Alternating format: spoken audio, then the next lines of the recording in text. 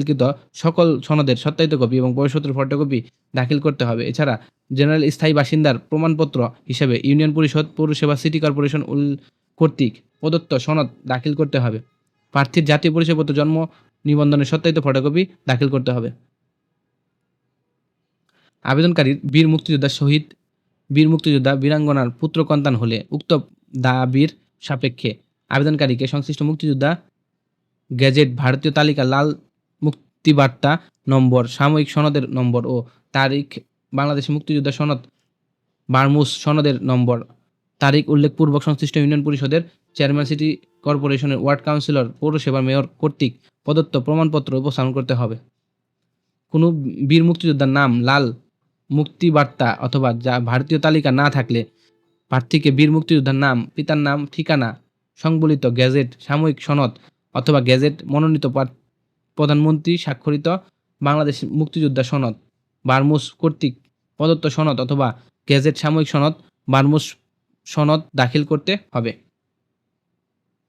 বীর মুক্তিযোদ্ধা বয়স 30/11/1971 তারিখ বা তার পূর্বে ন্যূনতম 12 বছর 6 মাস ছিল মর্মে বীর মুক্তিযোদ্ধার বয়সের প্রমাণপত্র ডকুমেন্ট হিসেবে মুক্তিযোদ্ধা সনদধারী জন্ম তারিখ সংশ্লিষ্ট এসএসসি বা সমান পরীক্ষায়, এসএসসি বা সমমানের পরীক্ষায় পাশ না হলে সংশ্লিষ্ট শিক্ষার সার্টিফিকেট, জন্ম তারিখ সংবলিত প্রমাণ দাখিল করতে হবে।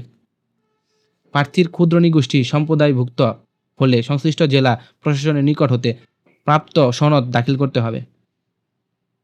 শারীরিক প্রতিবন্ধী প্রার্থীদের সমাজসেবা অধিদপ্তর কর্তৃক জারিকৃত প্রতিবন্ধী সনদ, পরিচয়পত্রের সত্যায়িত ফটোকপি দাখিল করতে হবে। তৃতীয় লিঙ্গের প্রার্থীদের সমাজসেবা অধিদপ্তর আইন ক্ষমতাপ্রাপ্ত কোনো সরকারি প্রতিষ্ঠান কর্তৃক জারিকৃত সনদ, পরিচয়পত্রের সত্যায়িত কপি দাখিল করতে হবে। নিয়োগের পূর্বে নিয়োগ কর্তৃক মুক্তিযোদ্ধা বিষয়ক মন্ত্রণালয় 5/3/2018 খ্রিস্টাব্দ তারিখে 209 নম্বর স্মারকের নির্দেশনা অনুসরণ করে মুক্তিযোদ্ধা কোঠা সুবিধা প্রাপ্যতা বিবেচিত হবে। প্রার্থীর কর্তৃক দাখিলকৃত সনদ তথ্য যাচাই বাছাই তন্ত্রে নিযুক্ত হয়ে নিয়োগের বিষয়ে চূড়ান্ত সিদ্ধান্ত গ্রহণ করা হবে।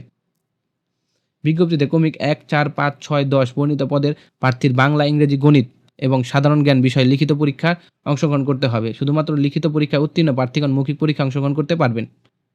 ক্রমিক নং 2, 3, 16, 17 বর্ণিত পদের প্রার্থীদের বাংলা, ইংরেজি, গণিত, সাধারণ জ্ঞান বিষয়ে লিখিত পরীক্ষায় অংশগ্রহণ করতে হবে। শুধুমাত্র লিখিত পরীক্ষা উত্তীর্ণ প্রার্থীগণ ব্যবহারিক পরীক্ষায় অংশগ্রহণ করতে পারবেন। অতঃপর ব্যবহারিক পরীক্ষা উত্তীর্ণ প্রার্থীগণ মৌখিক পরীক্ষায় অংশগ্রহণ করতে পারবেন। বিজ্ঞপ্তির ক্রমিক নং 7, 8, 9, 11, 12, 13, 14, 18, 19, 20, 21, 22, 23, 24 এর বর্ণিত পদের প্রার্থীর বাংলা, ইংরেজি, গণিত পদ সংশ্লিষ্ট বিষয়ে সাধারণ জ্ঞান বিষয়ে লিখিত পরীক্ষা